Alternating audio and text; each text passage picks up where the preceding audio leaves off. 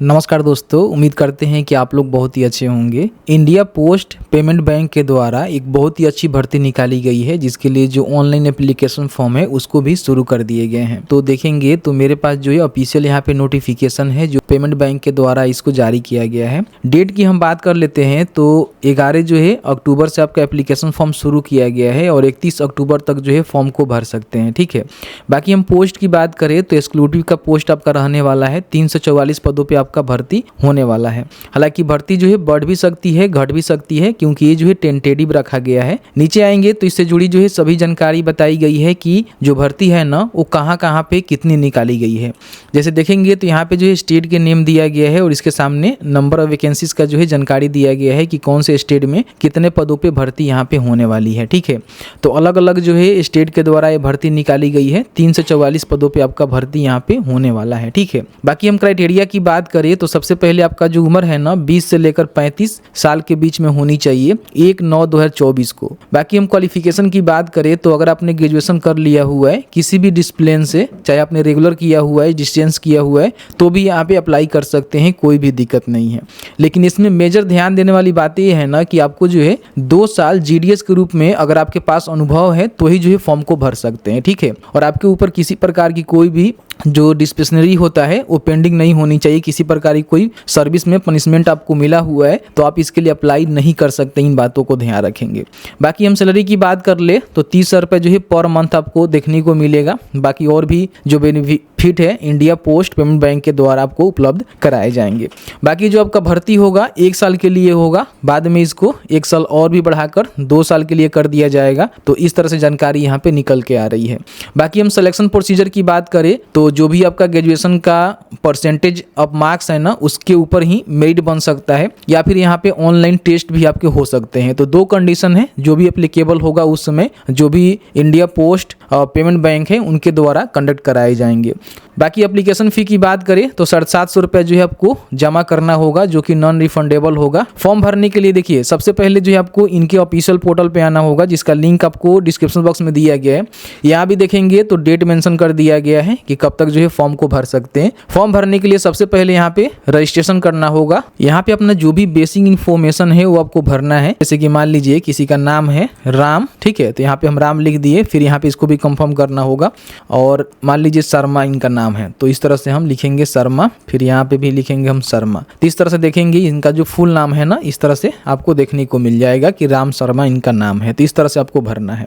यहाँ पे एक मोबाइल नंबर, उस मोबाइल नंबर को कंफर्म करेंगे। अगर आपके पास कोई अल्टरनेटिव मोबाइल नंबर है तो उसको भी दे सकते हैं, नहीं है तो छोड़ दीजिएगा। यहाँ पे आपको मेल आईडी देना है और यहाँ से जो भी उसका डोमेन है उसको चूज कर लेना है कि आपका जो है कौन सा मेल है। मेरा यहाँ पे देखेंगे तो जीमेल है तो मैं जीमेल का सिलेक्शन करूंगा और फिर ईमेल आईडी को कंफर्म करेंगे, कैप्चा को फिल करेंगे, सेव एंड नेक्स्ट के बटन पे क्लिक करेंगे। आपका रजिस्ट्रेशन यहाँ पे सक्सेसफुल कंप्लीट हो जाएगा और आपको जो है यूजर आईडी पासवर्ड यहाँ पे दे दिया जाएगा, जिसको हमने ब्लर कर रखा हुआ है।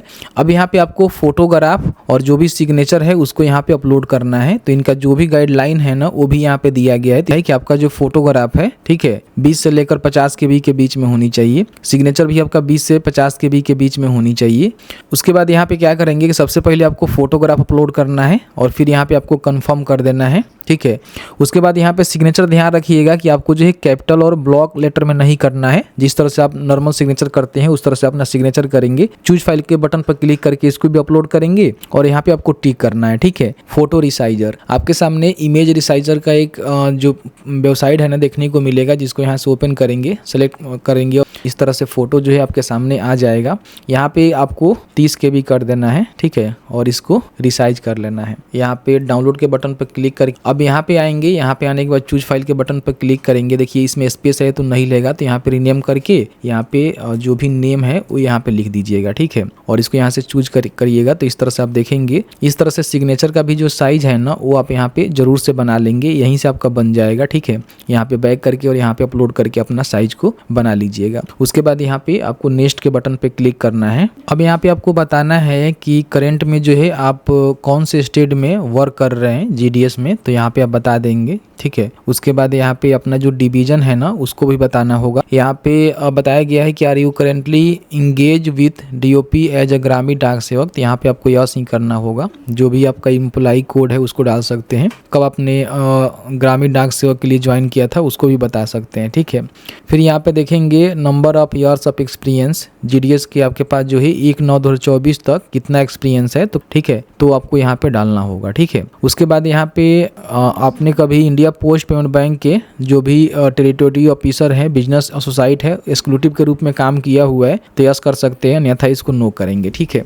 फिर यहाँ पे आप कहाँ अप्लाई करना चाहते हैं तो उस स्टेट का सिलेक्शन करेंगे जहाँ भी आपको अप्लाई करना है, ठीक है। फिर यहाँ पे बैंकिंग आउटलेट का जो है आपको प्रेफरेंस देना होगा, तो आप नोटिफिकेशन में देखेंगे तो आपको जो है प्रेफरेंस यहाँ पे देने का ऑप्शन मिलता है। नीचे आएंगे तो यहाँ पे देख सकते हैं कि कौन से स्टेट के अंतर्गत जो है कौन सा आउटलेट है, तो आप देख लीजिएगा। जैसे कि मान लीजिए मुझे बिहार का फॉर्म भरना है, हमें देखने को मिल जाएगा, देखिए बिहार में हाजीपुर आउटलेट है, शिवहर है, सासाराम है, तो इस तरह से अपना यहाँ पे देख लीजिएगा, ठीक है। तो जैसे कि मान लीजिए मुझे गोपालगंज के लिए भरना है, फिर यहाँ पे सेकेंड 2 हमें प्रेफरेंस देना है, तो मैं जहानाबाद का भी डाल देता हूँ इस तरह से। फिर अपना जो भी कैटेगरी है, किस कैटेगरी से आते हैं उस कैटेगरी को सिलेक्ट करेंगे।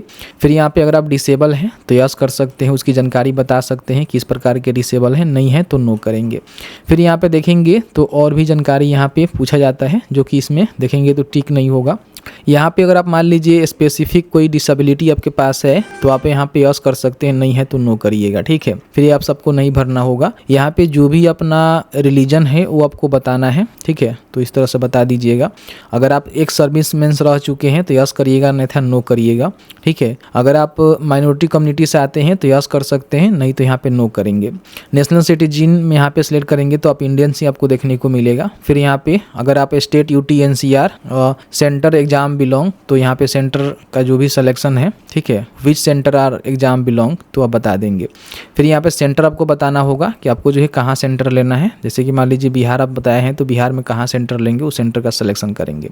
फिर यहाँ पे अपना जो भी डेट ऑफ बर्थ है वो आपको बताना है, जैसे कि डे हो गया, फिर यहाँ पे मंथ हो गया और आपका ईयर हो गया, ठीक है। तो इस तरह से बता देंगे अपना जो भी डेट ऑफ बर्थ है। फिर यहाँ पे आपका जो उम्र है यहाँ पे बता दिया जाएगा कितना आपका उम्र हो रहा है। जेंडर बताएंगे कि मेल है कि फीमेल है। फिर यहाँ पे अगर आप ट्विंस ब्रदर या फिर सिस्टर है तो बता सकते हैं, नहीं तो नो करेंगे। अगर ट्विंस है तो बताएंगे कौन से जेंडर है, नहीं है तो छोड़ दीजिएगा। अगर ट्विंस है तो यहाँ पे उनका नेम भी आप लिख सकते हैं, नहीं है तो छोड़ दीजिएगा। मैरिटल स्टेटस में बताएंगे कि मैरिड है कि अनमैरिड है, अपने हिसाब से बताएंगे। फिर यहाँ पे फादर मदर का नेम लिखेंगे। आपके कोई जीवन साथी है मैरिड है तो उनकी जानकारी देंगे, नहीं तो छोड़ देंगे। यहाँ पे जो भी अपना करस्पोंडेंस एड्रेस है वो आपको भरना होगा, एड्रेस 1, 2, 3 और डिस्ट्रिक्ट यहाँ पे स्टेट के साथ, ठीक है। तो इस तरह से आपको भरना होगा। फिर यहाँ पे अपना जो भी पिन कोड है उसको डालना है।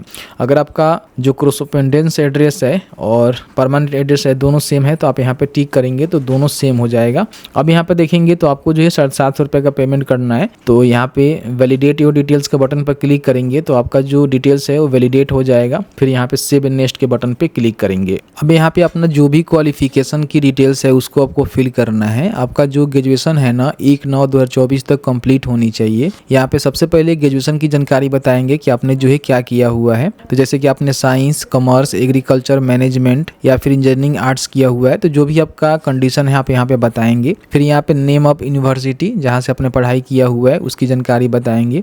डेट ऑफ पासिंग आपने कब पास किया हुआ है, ठीक है, उसकी जानकारी यहाँ पे जरूर से बता देंगे, यहाँ पे देखने को मिल जाएगा, ठीक है। उसके बाद यहाँ पे आपका परसेंटेज कितना है वो आपको यहाँ पे बता देना है। अगर आपने पीजी किया हुआ है, कोई प्रोफेशनल आपके पास क्वालिफिकेशन है या फिर अदर कोई क्वालिफिकेशन है तो उसकी भी जानकारी यहाँ पे भर सकते हैं। हालांकि मैंडेटरी नहीं है तो छोड़ देंगे। यहाँ पे पूछा जा रहा है कि क्या आपके ऊपर कभी भी किसी प्रकार की जो विजिलेंस होता है, डिस्पिलिनरी होता है, अगर आपके अगेंस्ट है तो आप यहाँ पे यस करेंगे, अन्यथा इसको नो करेंगे। यस करेंगे तो आप इसके लिए एलिजिबल नहीं होंगे।